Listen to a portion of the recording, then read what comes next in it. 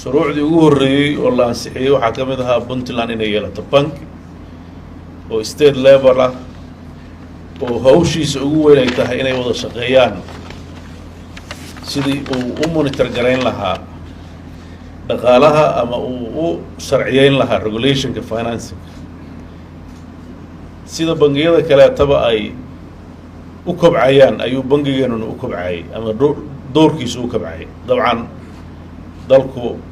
federal system buu qaatay federal bankiga naftarkiisa shaqadiisu dhowaan bay ahayd state bankiska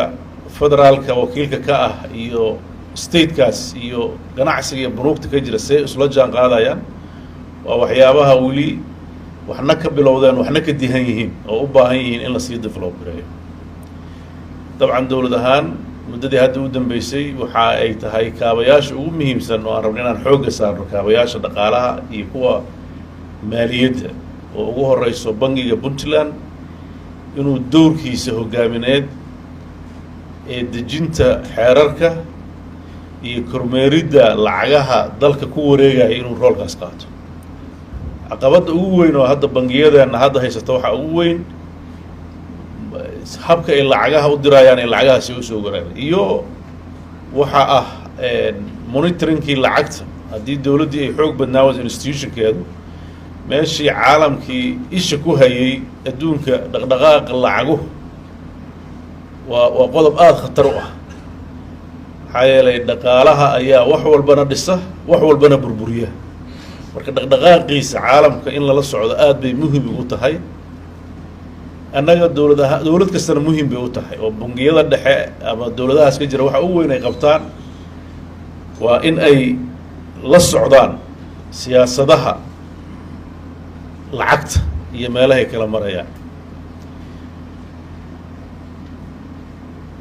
arrintaas waxay u baahan tahay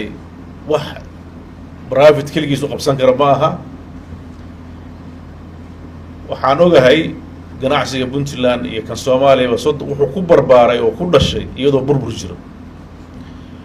waxaana keentay badanaa ganacsiyada hana qaaday markii burburku dhacay waxyaabaha ugu weyn oo shirkadaha hana qaaday oo xawaaladaha bayskooda ahaa ay ku dhisnaayeenna waxay trust in la aamino oo kan wax u dhiibanayay inuu qofkii u dhiibay uu u geynayo ammaanadaas waxay keentay xadka inay ka bixiso in iyaga mooyaane cid kale iyaguna ayna aaminin ilaa ay hubiyaan muddo dheer hadday saa ku jiraan iyadana waxa ay iloo waayaan dowrka dowladnimo ee saacidaadda horumarka ay rabaan inay gaaraan markay halkaa taa ka baxdana waxaa aada u bata isku dhaca ka yimaada siday adduunka ula macaamili lahaayeen siduu hadda uu sheegay compliancega adduunka ula macaamila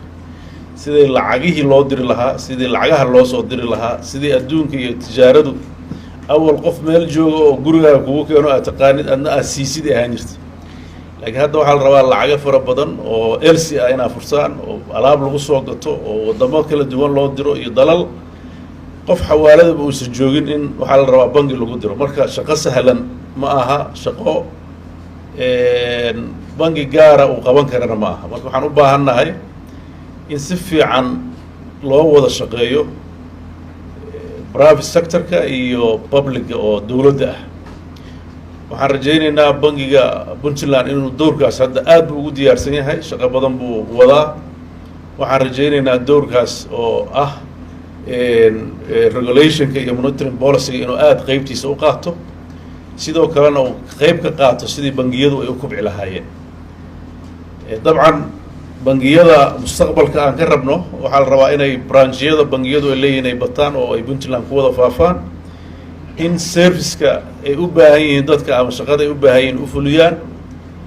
waan hubaa haddaba wax badan baa laga sharxi doonaayo dhaqaalaha dalka wax badan bay ka bedeshay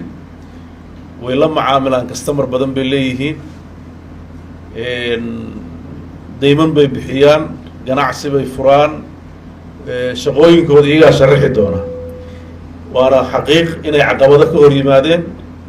ama iyagu mararka qaarkood caqabado abuuraan iyagoo isleh u hagaajiya labadaasba waxay ku xalisbi karaan doodaha noocan oo kaleeta ah inay isu yimaadaan dadkii shaqadaa hayay oo doodooda la dhegaysto dadkii loo hayayna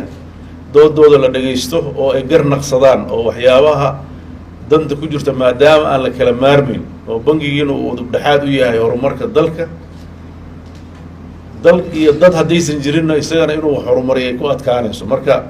mar walba in laysu soo dhowaado oo dooduhu bataan aad bay muhiim u tahay mustaqbalka haddii aan rabno meesha aan joogno inaan ka ruqaansanno oo meelo ka qurux badan inaan tagno. dabcan mashaariicdii shalay la maalgelinayay iyo mashaariicda maanta la rabo in la maalgeliyo way kala xajmi badan tahay, way kala kabitaal badan tahay. bangiyada naftirkooda waxaa haysta caqabado.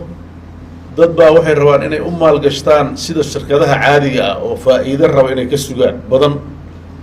oo maskaxda dadka soomaalida ah ku jirta oo iyadana dhib kale ah. iyada naftirkeeda xal in loo helay u baahan tahay. an waxay la tahay bangiyada waxaan usoo jeedin lahaa habkan hadda ay u socdaan oo shirkadihii xawaaladaha oo mid walba bangi isu bedelayso midba meel gaar istaagaysa inaysan dalkeenna horumarka la rabo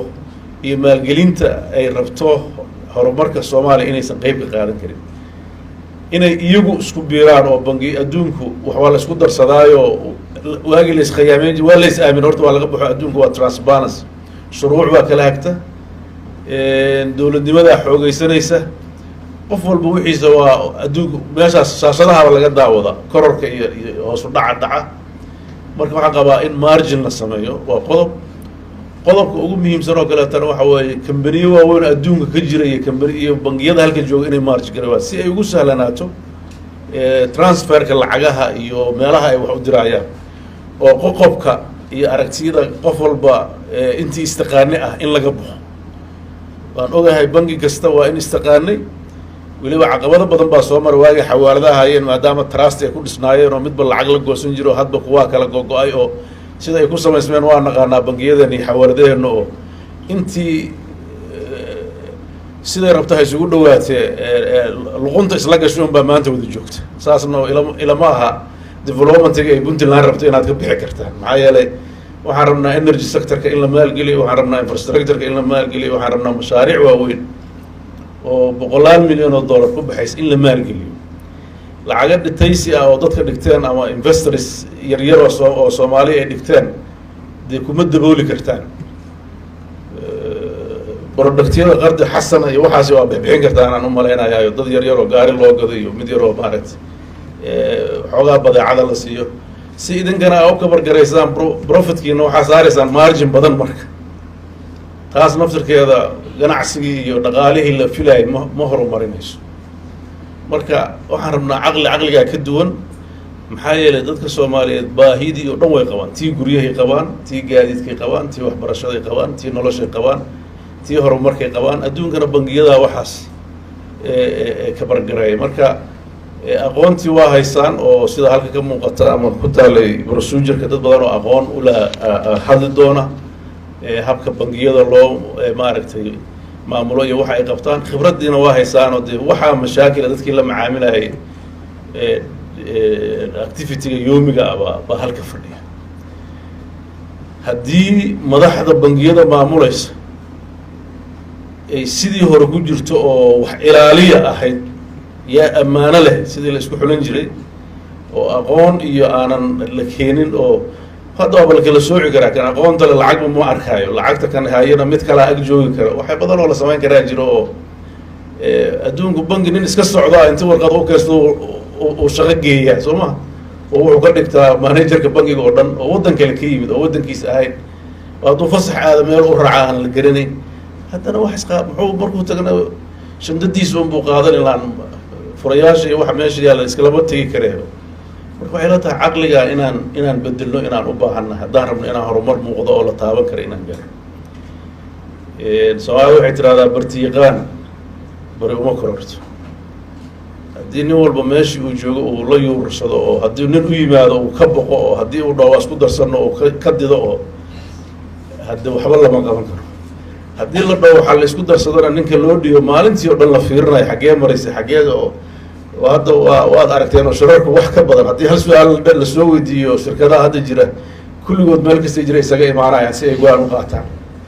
taasna waa wax adduunka aada u dhib badan oo decision makingka ganacsigu waa kan siyaasadda waa ka ilbiriqsiya badan yahay maxaa yeelay go-aan deg deg u baahan yahay in la qaato. marka kolley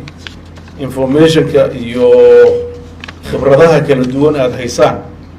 haddiiba maanta la gartay in intii halka laysu yimaado yarkii hadlaya hadalkiis waxaa ku jira in la doodo iyadoo bangiyadii loo hadlayn khubarada bangiyada waa uu og yahay in competitionkii nin walba weli meeshiisa ilaashanayo marka shirkaan macno ma taraay hadduu nin walba xogtiisa dib u dhiganayo waxaa la rabaa idinka oo guud ahaan horumarka bangiyada ka hadlaaya inaad si furan u wada hadashaan dadkana u dhegaysataan idinkana aad maaragtay wixii aad hesheen oo macluumaad wax ku dhistaan dabcan annagoo dhan waxaana saaran inaan meesha aan joogno hore uga ruqaansano dadaalaana saaran dadaalkaas maalinba meel buu joogayaa maanta meel fiican oo meelihii hore ka fiican buu joogaa laakiin haddee sidiisaba horumarku hakad ma leh oo uu socon